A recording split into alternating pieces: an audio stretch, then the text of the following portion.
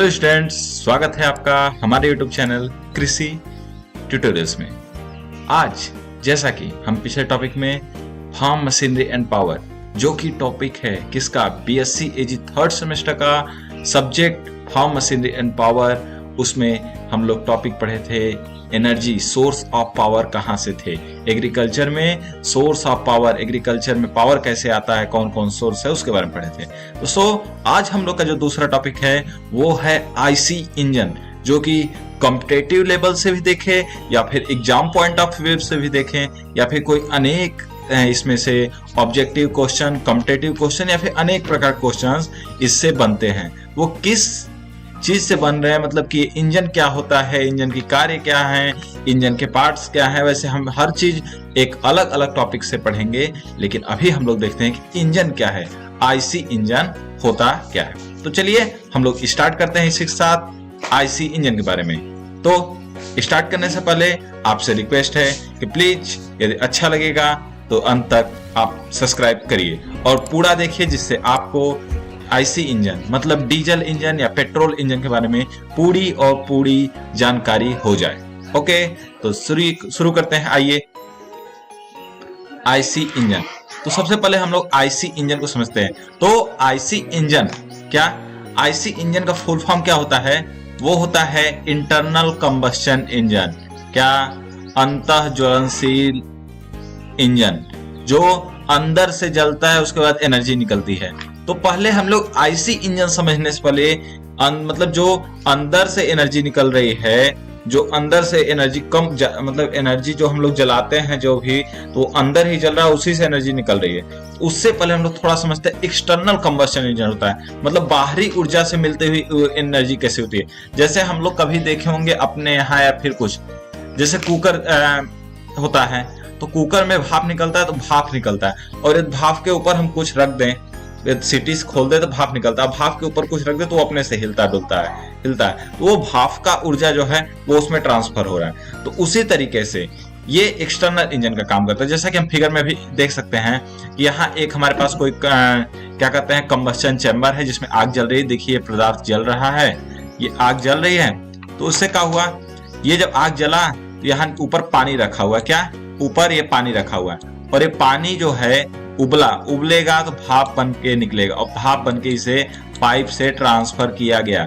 और जब पाइप से ट्रांसफर किया गया तो ये जो पिस्टन होता है सिलेंडर के अंदर ये सिलेंडर होता है, उसमें एक पिस्टन होता है जो ऊपर नीचे घूमता है, जिससे कि एक पिस्टन रॉड जुड़ा होता है। ये जो पिस्टन रॉड दिख रहा है, ये जो पिस्टन रॉड जुड़ा होता है, ये ऊपर नीचे, आगे पीछे, ऊपर नीचे करता है। जिससे क्या होता है, जिससे क्या करता है, ये पिस्टन जब ऊपर नीचे घूमेगा तो यहाँ पर एक क्रैंक शाफ्ट लगा होता है, जिसकी वजह से एनर्जी ट्रांसफर होती है, और वो एनर्जी एक जगह से दूसरे जगह हमें दूसरे कार्य करने के लिए कार्य में आती है। तो ये था एक्सटर्नल इंजन का कार्य। लेकिन सबसे बड़ी बात, external combustion engine, EC engine जो होता है, इसके बारे में वैसे हमें टॉपिक में बहुत ज्यादा नहीं पढ़ना है, लेकिन थोड़ा सा हम जानते हैं कि ये जो इसकी रेंज है और इफिशियंसी है वो सिर्फ 15 से 20% होती है। क्या? 15 से 20% इसकी रेंज और इफिशियंसी होती है।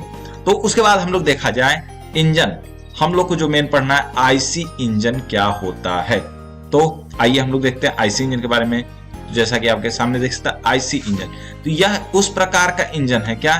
इंजन आप जानते हैं, सभी लोग जानते हैं इंजन क्या होता है। एक ऐसी मशीन, क्या? एक ऐसी मशीन जिसके अंदर फ्यूल जलता है, मतलब हम लोग जो ईंधन डालते हैं वो जलता है, और ईंधन जल के वो ईंधन ऊर्जा प्रदान करता है, और वही उसी ऊर्जा को किसी दूसरे रूप में चेंज करके हमारे सामने दूसरे एनर्जी के फॉर्म में लाके रखता है। तो जैसा कि हम लोग देख सकते हैं कि इस इंजन में क्या होता है, फ्यूल जलता है कहां पर, इंजन सिलेंडर के अंदर।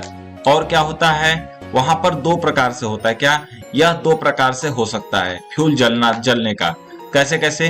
एक तो कांस्टेंट वॉल्यूम कंबस्शन, मतलब या तो हम एयर और फ्यूल के मिक्सचर डालें, उसके बाद उसमें स्पार्क मारे, मतलब जैसे पेट्रोल मतलब बाइक देखें तो बाइक में भी इंजन होता है, वो भी आईसी इंजन है। लेकिन उसमें क्या होता है, हम लोग उसको चालू करने के लिए क्या करते हैं, उसका सेल्फ दबाते हैं। जब सेल्फ दबाते हैं तो वहां एक स्पार्क लगा होता है, स्पार्क मतलब आग जलाने वाला, वो आग जलाता है, जिससे जब आग जलाता है तो वहां पर आग जलती है और पेट्रोल जो हमारा एयर फ्यूल मिक्सर होता है, ईंधन जो गई रहती है, उससे क्या होता है, वो जल उठता है। क्या, उससे वो जल उठता है, जिससे कि फिर पिस्टन पीछे जाता है प्रेशर की वजह से, और पिस्टन जाता है तो क्या कहता है, वो पिस्टन का जो नीचे कनेक्टिंग रॉड है वो भी आगे ऊपर नीचे करता है, और कनेक्टिंग रॉड हिलता है तो क्रैंक सॉफ्ट हिलता है, और जब क्रैंक सॉफ्ट हिलता है तब पूरा हमारा फ्लाई व्हील हिलता है। उसी के साथ साथ हम लोग उसी जो सॉफ्ट है, सॉफ्ट से की मदद से ही हम लोग आगे उसका एनर्जी किसी और एक काम में हम लोग ले सकते हैं, चाहे वो पानी निकालने के लिए, चाहे वो चारा काटने के लिए, या फिर वो गाड़ी चलाने के लिए, या फिर अनेक कार्यों के लिए उस इंजन का उपयोग कर सकते हैं। तो ये इग्निशन के द्वारा हुआ। सिलेंडर में कंबस्शन दो प्रकार से, आग दो प्रकार से लगी। एक तो क्या हुआ, स्पार्क के द्वारा लगाया गया, दूसरा एक प्रेशर की वजह से। जैसे अभी तो हमने बाइक का एग्जांपल लिया, लेकिन हम लोग भी जानते हैं, क्या हम लोग के घर पुराने जमाने वाला जनरेटर देखिए तो उसमें क्या होता है, वो हम लोग हैंडल होता है, हैंडल से बार बार घुमाते हैं तो क्या होता है, पहले धुआं देता है, 2-4 बार धक धक करके चालू हो जाता है। वो क्या होता है, वहां पर प्रेशर बनता है, और प्रेशर बनता है और वहां इतनी हीट मतलब गर्मी उत्पन्न होती है प्रेशर से, जिससे क्या होता है, वो ऑटोमेटिक आग पकड़ लेता है। तो ये होता है कांस्टेंट प्रेशर कंबस्शन इंजन। ये प्रेशर के द्वारा उसमें आग लग गई और वो इंजन कंबस्शन हो गया। अब इसके बारे में हम लोग आईसी इंजन के देखें तो इसमें आईसी इंजन का थोड़ा सा डिफिनेशन, कि आईसी इंजन का डिफिनेशन क्या होता है, यह है कि in this type of engine burning of combustion fuel takes place inside the engine. क्या यहां पर जो है सीधा सीधा हिंदी में बात करें तो आईसी इंजन वो होता है जब ईंधन जो है इंजन के अंदर ही जले। क्या, इंजन सिलेंडर के अंदर ही ईंधन जले तो उसे कहते हैं IC engine, internal combustion engine. और इसी के साथ साथ एक्सटर्नल कंबस्शन इंजन की बात करें तो जब ईंधन सिलेंडर से बाहर जले तो वो क्या कहलाएगा, एक्सटर्नल कंबस्शन इंजन, इसी इंजन। तो आईसी इंजन के बारे में हम देख लिया। आईसी इंजन के थोड़ा सा हम एक और चीज देखेंगे कि इसका क्या कहते हैं, थर्मल इफिशियंसी। थर्मल इफिशियंसी जो आईसी इंजन का होता है वो होता है 40%। कितना, 40%। ये बहुत ज्यादा याद करना, ये बहुत ही मेन पॉइंट होता है। हमेशा डायरेक्ट क्या कहते हैं, कॉम्पिटिटिव एग्जाम में ये क्वेश्चन पूछ लिया जाता है कि आईसी इंजन का